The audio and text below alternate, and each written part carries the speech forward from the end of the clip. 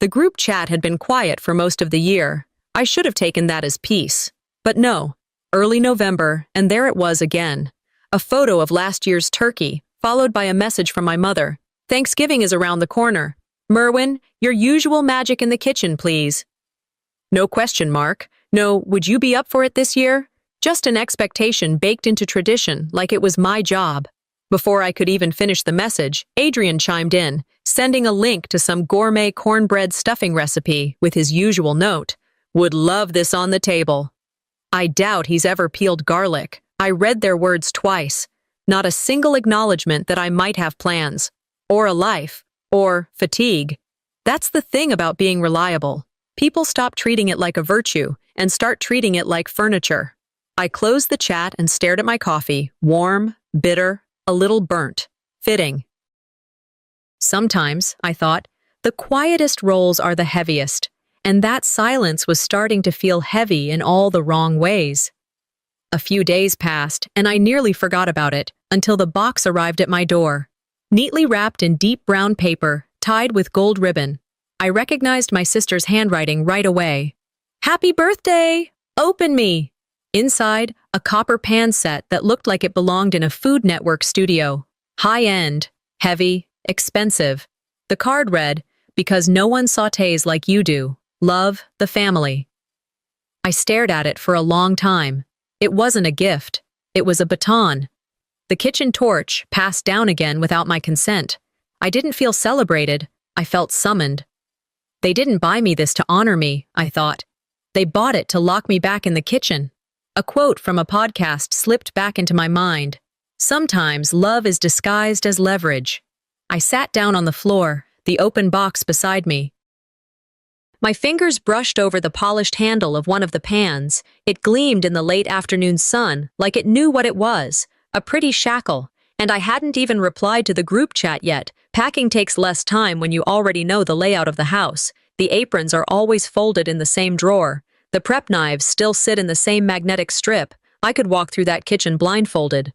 I loaded the car with half my closet, tucked the copper set in the back seat, and left Boston around 8 a.m. The drive to Cape Elizabeth takes a little over 2 hours, just enough time to reflect, but not enough to talk yourself out of anything.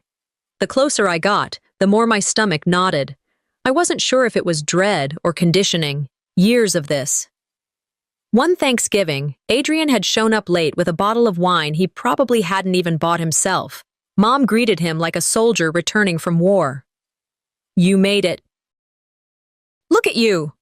Meanwhile, I'd been in the kitchen since sunrise. The stuffing was ready, the pies cooling. My apron still smelled like gravy. He raised a glass. I washed his wine glasses later. The memory made my hands tighten around the wheel. Why was I doing this again? Was I really driving back into the same pattern, expecting a different result? Or was I just not brave enough to stop playing the part? The thought lingered as I passed the Welcome to Cape Elizabeth sign. Same weathered wood, same disappointment. That night, I sat in my apartment, suitcase still unopened on the bed. I scrolled back through the group chat but didn't reply. Instead, I messaged Carter. I don't think I want to go. The 3 dots popped up almost immediately. Then don't. Stop folding napkins for people who wouldn't notice if you weren't at the table. I laughed. Bitterly. Not because it was funny, but because it was true. The copper pans still sat in their box. I hadn't even peeled off the barcode sticker. I walked over, stared at them, then slowly closed the lid again. They'd look better unopened anyway. I didn't know what I was going to do yet, but something had cracked. And once you see the crack, it doesn't matter how polished the surface is. You can't unsee it. I sank into the couch, suitcase to my left, pan set to my right, both waiting. And for the first time in a long time, I wasn't sure who would move first, me or them. The cocktail hour was already in full swing when I stepped through the back entrance. I hadn't told anyone I was coming early, but of course no one was surprised either. That's how it worked in this family. My arrival wasn't about presents, it was about utility. Adrian's house had the usual shine. A beach view, warm lighting, curated imperfections. The kind of place you walk into and feel like you're already on a brochure. Inside, people hovered over cheese platters and wine glasses. Laughter, light jazz, Coordinated, not casual. I scanned the room for my seat, found it by the patio door, the same spot I'd been put in the last 4 years, the kind of placement that makes it easy to help with trays. Eleanor passed by with her wine and said without stopping, "Don't forget to refresh the cranberry garnish, sweetheart." Sweetheart. Not hi, not glad you're here. The garnish. I nodded. It wasn't rage, not yet. But something settled, deep, familiar, and cold. Later in the evening, just after the second round of drinks, Adrian stood and tapped his glass. "Let's all give thanks to our in-house holiday chef, Merwin. We'd starve without him." The room burst into applause. Olivia, his newest accessory, leaned in and added, "Do you take bookings? I've got a few events coming up." I forced a laugh, a dry one. No one seemed to notice that it didn't reach my eyes. Or maybe they did, and liked it that way. Uncle Drew chimed in. "Seriously, Mayor, when are you opening that restaurant?" I said nothing. Because what do you say when the role you've been pushed into becomes your personality? They weren't mocking me out of cruelty. No, it was worse. They thought they were honoring me, praising me for a job I never applied for. That's the kind of mockery you can't protest without sounding ungrateful. The word chef stuck to me like grease I couldn't scrub off. I was their seasonal mascot, turkey man, sauté servant, roast whisperer. Whatever they needed, I became. Not once had someone asked if I wanted to be any of those things. That night, after slipping out early with a vague excuse about early prep tomorrow, I sat on the edge of the guest bed in silence. The email pinged at 9:03 p.m. Subject, Adrian's holiday menu, finalized. I opened the PDF. Roasted butternut squash soup, caramelized onion stuffing, rosemary garlic turkey, chocolate bourbon, pecan pie. I read the list slowly. Every single dish, mine.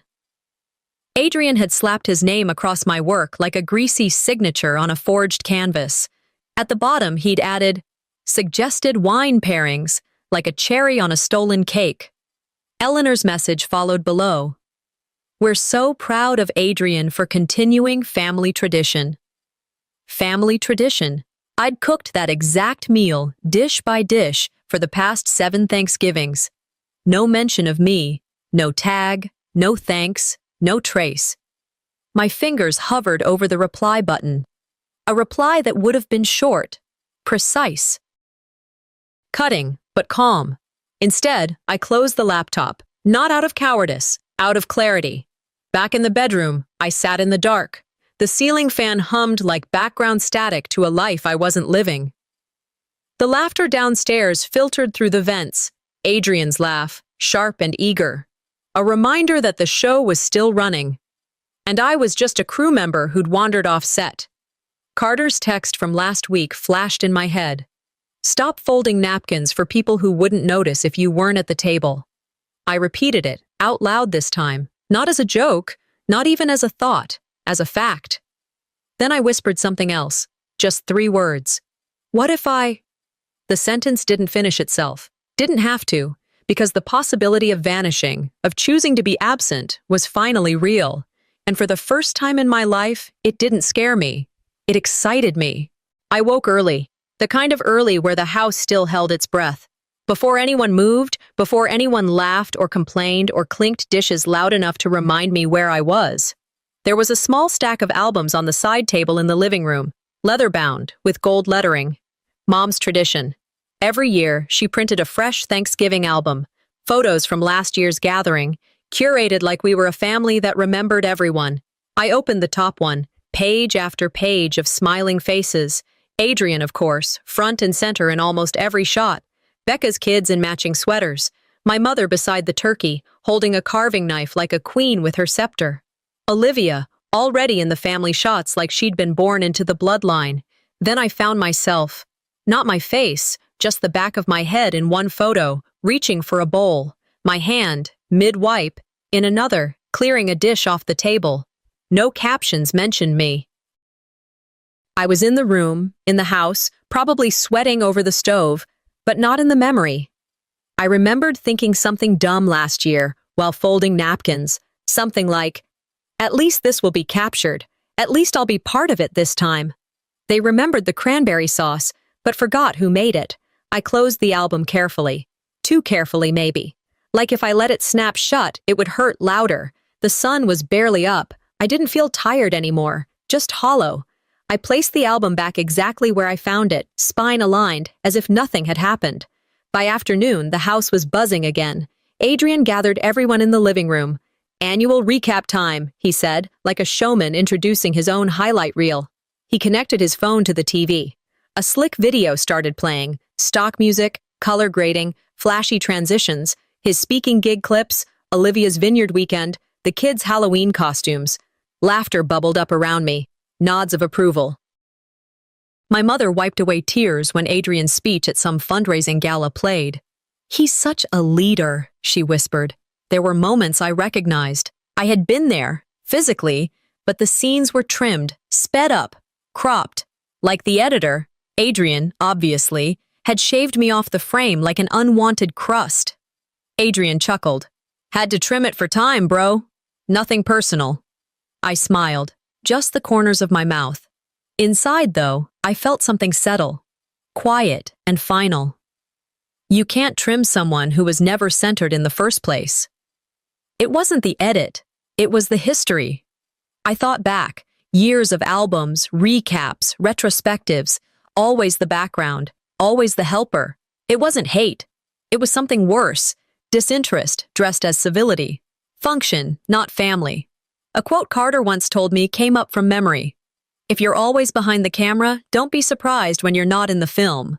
I was disappearing in plain sight. Not gone. Just never placed, and that hits harder than being pushed out, because you wonder if you were ever really in. I didn't get angry. Anger takes energy. This was different. This was grief. By the time the house quieted again, the sky had already darkened. I took a blanket from the couch, stepped outside, and sat near the edge of the cliff behind the house. The ocean looked the same as last year. Same as when I was 10. Waves slapping rocks. A rhythm that didn't care if I showed up or not. I pulled the blanket tighter, but not because of the cold. I didn't cry. I didn't even sigh. I just sat, and I felt the void of it. The weight of a life spent serving plates, wiping counters, remembering birthdays. Only to realize no one was remembering me. I pulled out my phone and scrolled back to a photo from years ago, me and Grandma on the back porch. I was 8. She was laughing, holding my hand, not the camera. She saw me. Always did. Then I pulled up today's group shot. Everyone smiling, a perfect scene. One of those shots that would make it into next year's album. I was in it, barely. Off to the left. Elbow cut off. I deleted it. Then opened my notes app. If no one else was going to write me into the story, maybe I had to start doing it myself. I typed the first sentence. Nothing profound. Just honest. I didn't vanish. I was erased. I didn't join them for breakfast. Just couldn't. Not after the video, not after the album. I poured myself weak coffee in the quiet kitchen and left it half full. No one noticed. Later that morning, I walked past the den, heading toward the mudroom when I heard Eleanor's voice. "We should move it before the holiday crowd shows up. Adrian, make sure you have someone help you pack it tight. It's delicate." Adrian muttered something back, probably a joke I didn't catch, but the sound of their footsteps told me exactly what they were circling. The cabinet. My grandmother's cabinet? I stopped just out of view, still behind the wall, still pretending I was welcome in my own story. "It'll look better in a modern space," Eleanor said. "Merwin doesn't have room in that small apartment of his anyway." That was it. No discussion. No question. No would he want it? Just repurposed like I didn't matter. Again, I used to polish that thing every holiday. Grandma would hand me a soft cloth, and I'd wipe every spindle while she told me stories about where it came from, how it was one of the only things she brought when she moved out of her parents' house. "This will be yours someday," she said, more than once. I stood there for a moment longer, then walked upstairs without saying a word. My hands were cold. My thoughts weren't angry. Not yet, just very still. Around noon, I opened the cabinet out of instinct. It was empty now, except for a small envelope tucked in the back corner of the bottom drawer. I pulled it out. My name was on it, just my name. I unfolded it slowly, careful not to rip the edges. Her handwriting was shakier than I remembered, but still hers. You were the heart of this house, even when they looked the other way. I sat with that sentence for a while. Then I folded it back, slid it into a new envelope, and sealed it tight. On the front, I wrote, "Do not open unless you forget who I was." I didn't know who needed that reminder more, me or them. By the time the light changed through the windows, Eleanor was back in the kitchen, setting out glassware like she was directing a stage show. She called for me by tone, not name. "Honey, I was thinking maybe you could still help set the table before guests arrive." I didn't turn from the hallway. "I'm not cooking this year, Mom. I thought I made that clear." She didn't flinch. "Of course, you're tired, but just a little setup, that's not too much, is it?" I paused, then stepped forward slowly, stopping just outside the kitchen door. "I'd rather not." She smiled, too easy, too bright, like she'd rehearsed this. Then she dropped her voice just low enough to land where it hurts. "Don't ruin this for everyone." It wasn't a scream. It wasn't cruel in tone, but it cracked something that had been holding the tension up like stilts. And it wasn't the first time I'd heard that line. On the back porch, I stared out at the pine trees that separated the yard from the cliffside. I'd stood there so many times before, after holidays, after quiet breakdowns, after everyone else had gone home and I was still washing pans. I started seeing the pattern, not just the words, but the contract, the one I never signed but kept obeying. Be helpful, and you get included. Stay quiet, and you get peace. Say no. And suddenly, you're the problem. Did Adrian ever hear, "Don't ruin this for everyone"? Probably not. He was the celebration. I was the cleanup. I flashed back to a moment, 15 years old, standing outside the laundry room, hearing Eleanor gush to someone on the phone about Adrian's soccer game. "Merwin. Oh, he's the quiet type. We don't need to fuss over him. The quiet type." That label stuck to my skin like dust you can't wash off. But clarity has a way of drying the sadness up before it ever becomes a sob. Later that night, after everyone had gone to bed, I pulled the note from my grandmother back out. "You were the heart of this house, even when they looked the other way." I read it again, then again. And finally, I didn't cry. I folded it carefully, tucked it back in the envelope, and added a second seal with clear tape. I texted Carter. "Thinking of leaving early." A minute passed. Then, "Thinking of staying late in your own story." I didn't reply, just looked out the window at the moonlight hitting the driveway. I hadn't packed yet, but something in me was already gone. It was the first time I walked into the dining room and didn't bring anything, not even myself. The cinnamon hit me first, that sweet, artificial smell that screams holiday but never feels warm. I was halfway down the stairs when I heard Eleanor already directing voices in the kitchen. She spotted me like a general spotting her foot soldier. "Oh good, you're up. Could you come set the table before guests arrive? Adrian's running a bit behind." I stopped at the last step. "Mom, I'm not on setup this year, remember?" She didn't miss a beat. "I know, sweetheart, but this isn't cooking, it's just arranging things. It's your touch that makes it feel like home." She handed me the stack of napkins before I could respond. Monogrammed, stiff, folded with the weight of habit, the same ones from last year. And the year before. I didn't argue, but I wasn't folding anymore. I was documenting. That afternoon, just as the sun dipped low enough to catch the dining room glass, one of Becca's kids came bouncing in, tablet in hand. "You're in a magazine!" she shouted, waving the screen in the air. I walked over slowly. A lifestyle piece, local publication, titled "Cape Families Who Keep the Holidays Alive." There was the photo. Front and center, Eleanor, Adrian, and Becca at a picture-perfect Thanksgiving table. Candlelight, polished silver, warm tones, the works. I remembered that dinner. I'd been there. Hell, I'd cooked half the meal. But in the photo, I was nowhere. Cropped out, forgotten, or never framed in the first place. Beneath the picture, a quote from Eleanor. "Adrian is the heart of our traditions. He brings us together." The room hummed with praise. No one noticed I hadn't smiled or spoken. I didn't feel mad. That was the part that scared me. I felt nothing, just a soft, flat line inside me. There is no place at this table for the invisible, I murmured, but only Lydia glanced over. She didn't say anything, just looked. Later, as the kitchen settled into its usual pre-dinner buzz, I stayed at the edge. Eleanor moved about like she always did, directing, fixing, correcting. Adrian held court in the living room, wine glass in hand, retelling a deal story to Uncle Drew. Becca typed on her phone like the whole evening was beneath her. And I stood in the corner, watching a play I'd already seen. Just this time, I wasn't cast. Lydia came in through the front, holding a bouquet of 2 bright flowers. She walked straight over, gave me a quick side hug. "Still standing?" she asked under her breath. "Barely," I muttered. She smiled, brief and understanding. I didn't try to make a moment out of it. I just kept watching Eleanor give Adrian credit for the wine I bought. Watching Becca fumble a serving tray that I caught before it hit the floor. Watching myself disappear, one step at a time.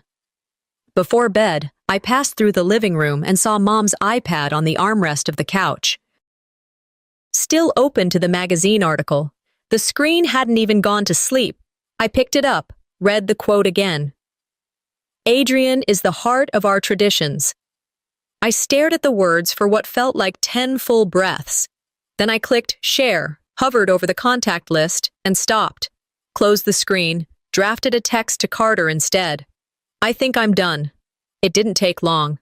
"Then set your own table. Let them notice the empty chair." I nodded to myself, walked into the dining room, still set from earlier. Everything perfectly aligned. Candles unlit. Chairs all pulled back just enough to slide in smoothly. I walked to my usual seat, picked up the silver napkin ring placed in front of it, slid it into my jacket pocket, not to steal it, but to remember that I was here.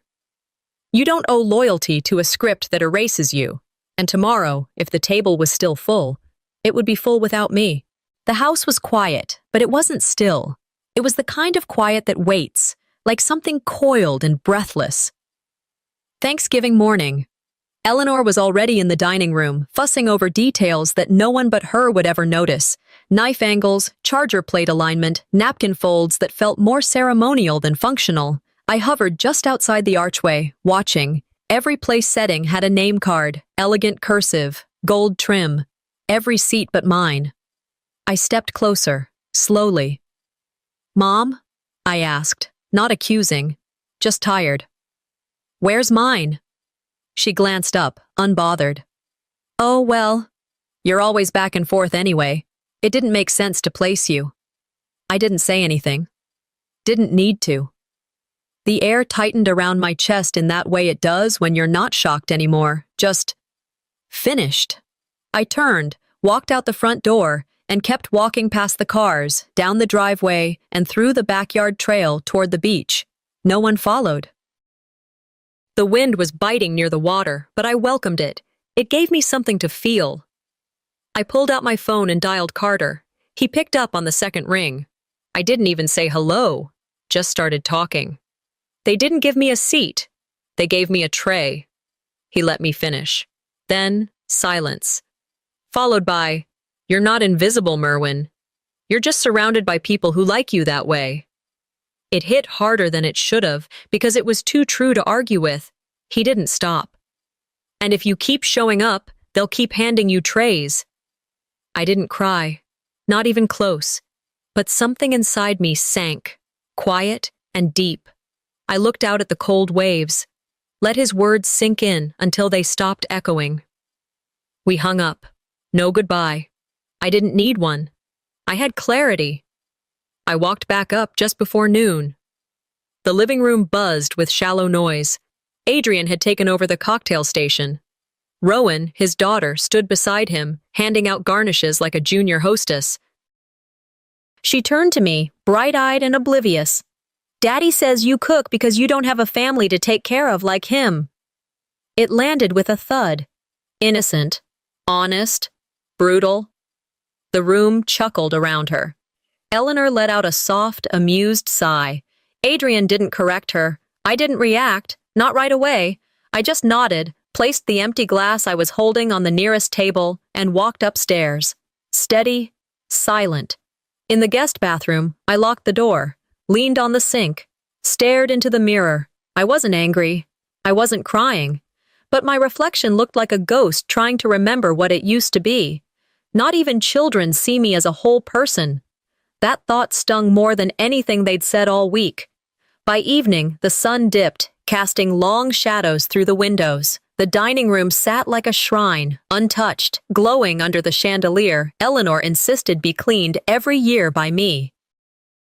I walked to the closet in the hallway, opened the inside pocket of my coat, and pulled out the sealed envelope from Grandma. Still there. Still untouched. I didn't need to open it. I remembered every word.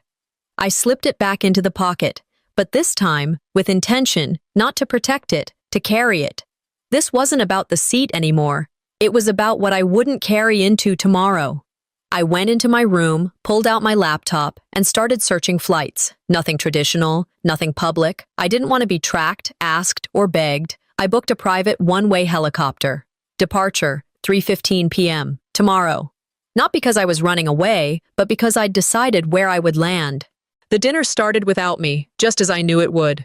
From the inn's window, I could almost time it, how long before the food went cold, the wine settled too heavily in their glasses, and the smiles began to thin out.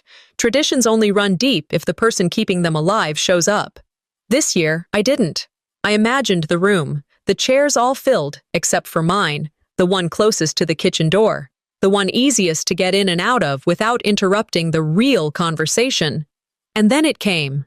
A photo, sent to the family group chat, probably by mistake. I saw their faces. Eleanor's too tight smile, Adrian's raised glass, Olivia's overperformed laugh, Becca's distracted eyes, and the table. Full, polished, but not warm. I stared at the screen, then slowly opened the group chat. It was no longer titled Thanksgiving Crew. It had a new name, Adrian Crew. I didn't react, didn't laugh, didn't rage. I just hit Leave Group. That was it. No warning. No note, just a quiet, permanent click. Not a tantrum, a funeral. Not for them, for the part of me that stayed in that chat too long, hoping, serving, folding my edges in to fit inside a frame they'd already cropped me out of. I placed my phone down and stared at the ceiling for a while.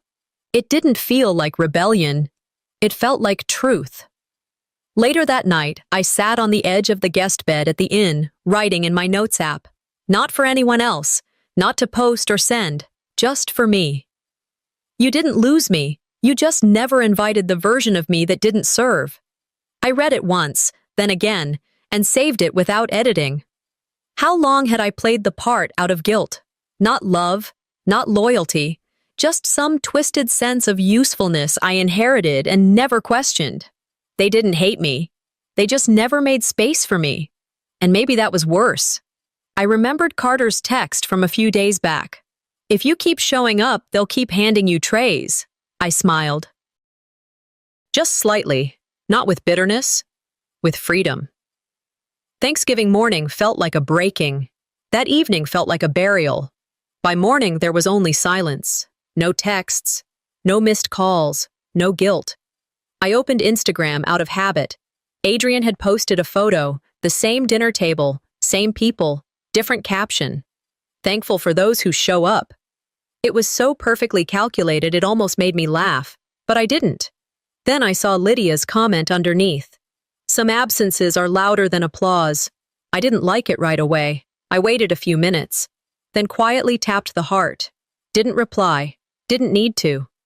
I walked to the dresser, opened the drawer where I'd placed the silver napkin ring from the night before, and held it for a second.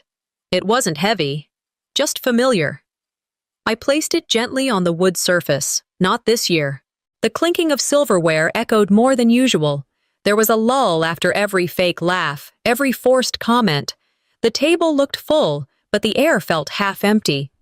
They started dinner without me. That was the plan. The chair I usually sat in, the one near the end, easy to get up from, easy to clear plates from, was missing. In its place, a serving tray, napkins, water pitchers, Becca tilted her head mid-sip. Is Merwin not coming?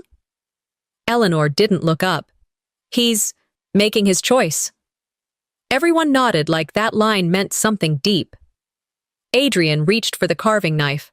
The stuffing was bland, the turkey dry. The room was eating, but no one was tasting. Then it started. A low, distant thrum.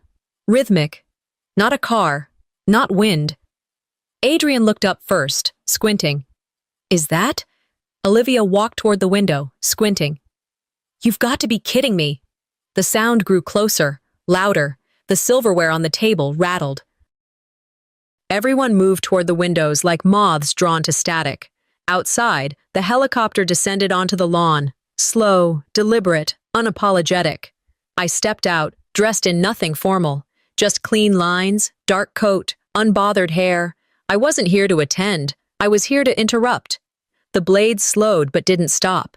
I walked calmly across the grass. My boots crunched against the dead leaves. Inside, they watched through the glass like I was an apparition. I opened the back door without knocking, walked past Olivia, past Eleanor, past Becca's gasp. I reached the table and looked at the seat where my name had never been. I pulled a linen napkin from my coat, folded, not into the usual maple leaf, but a snowflake. I laid it in the center of the table, right where the tray had been. I used to fold leaves, I said, clear but quiet, to match the season. Then I looked up. This year, I picked my own. No one moved. Adrian raised an eyebrow. Is this about the chair? I didn't blink. No, this is about never having a name card at all. Eleanor started to speak. I raised my hand, gently but firmly. This isn't a fight, I told her. It's a boundary. Adrian scoffed. You could have just said something. You didn't need the whole parade. I turned to him slowly. Said something? You mean like the last time I was asked to set the table? Or when my meals became your menus? He looked away. I reached into my coat pocket and took out the sealed envelope, placed it beside the snowflake napkin. This is for whoever forgot what I meant to this house. Eleanor opened her mouth again, but I was already walking away. Out the front door. The sound of the helicopter picked up. Stronger now. Nobody followed. Not even Lydia. But before I reached the steps, I paused, turned back to face them all still frozen behind the glass. Next year, I said, if you want me at your table, it'll be as a guest. Not the help. I stepped into the helicopter. Didn't wave, didn't look back, lifted off without apology, left the table, left the roll, left the old version of me at that doorstep, like a tray nobody offered to carry. Back in Boston, silence met me at the door. Not cold, not bitter, just there. No one asking where I'd been, no one directing, no one calling my name while holding a dish I didn't eat. That kind of silence had weight, but this time, it settled like a blanket.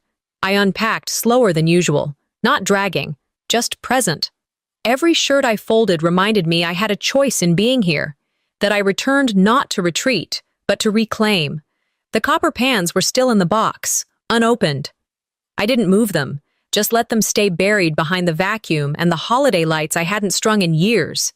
I sat at the kitchen table later that night and opened my journal, wrote one sentence.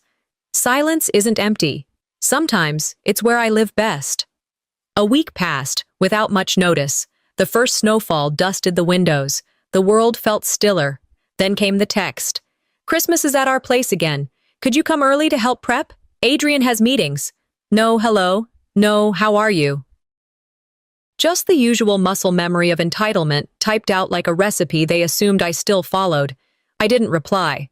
I forwarded the message to Carter. Just a thumbs up emoji. He sent back a gif of someone torching a recipe card. I smiled. That same afternoon, Olivia left a voicemail. The tone was sweet, scripted. We missed you. Hope you're doing okay. Call if you want. I didn't, because I knew what that kind of we missed you meant. It meant, we missed how useful you were. Not who I was. I deleted the message without playing it twice. The next day, Lydia came by for tea. She brought no gifts, no commentary, just spiced cider and a quiet warmth I hadn't realized I missed. We sat on the floor of my small apartment, backs against the couch, legs stretched out. After a while, she reached into her coat and pulled something out. The silver napkin ring. The one I'd pocketed before leaving the house. The one I'd left on the dresser at the inn. She placed it in my hand, didn't say a word, then gently, "They know. They just don't know how to admit it." I traced the edges of the ring with my thumb. "I'm not waiting for them to," I said. Lydia nodded. "Next year, we host our own. No scripts." Something unspoken passed between us then. Not closure, not healing, but a kind of knowing. Peace doesn't always show up loud. Sometimes it just sits beside you on the carpet and doesn't need to be explained. Christmas Eve morning. My phone rang. Eleanor. I let it ring once, twice, then picked up.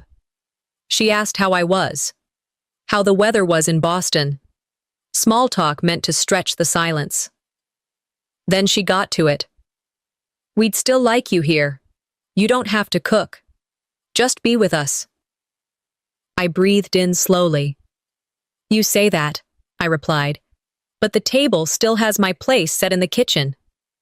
Silence. Then quietly, "Maybe next year we'll set it where it belongs."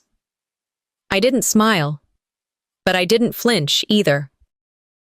"I hope you do," I said. Then I ended the call, not with bitterness, not with a door slam, just with enough. Outside, snow had started to fall again, soft and slow. I stood at the window, watching it cover the streets, the rooftops, the things we don't always think to protect. Some chapters don't need closure, just a quiet door closing, and a peaceful one opening.